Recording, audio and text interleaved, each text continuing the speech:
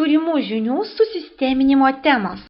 Prieš visus modulius bus detaliai pasakojama apie Excel funkcijas ir operacijas, kurias būtina žinoti dirbant aukštesnėme lygyje ir efektyviai naudotis to, ką leidžia programa.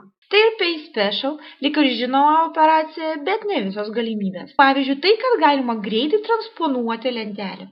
O tekstų kalams irgi atrodo maža operacija, tačiau leidžia sutaupyti ne 1 valandą darbo. Bus aptarti ir langelio adresų sudarimo variantai ir jų naudojamos formulėse prasmė per praktinius pavyzdžius. Be abejo, didelis dėmesys įvadinėje dalyje bus skiriamas karštiesiem mygtukam. Tai yra tiesioginis ir akivaizdus jūsų laiko taupimas. Kaip įvesti sutarties numerį, kuris turi būti mažiausiai 5 skaitmenų, kad 0 priekyje išliktų.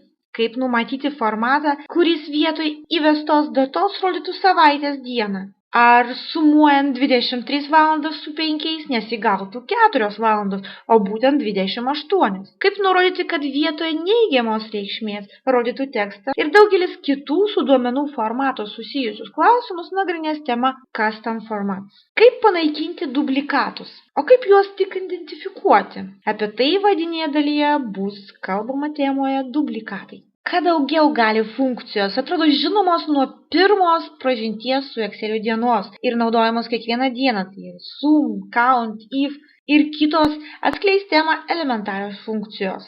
Automatinis filtras, kuo jis ypatingas naujoje versijoje, kaip galima išnaudoti visą jo potencialą, bus nagrinėjama temoje apie autofiltrą. Ar tikrai viską jūs žinote apie tarpinius skaičiavimus?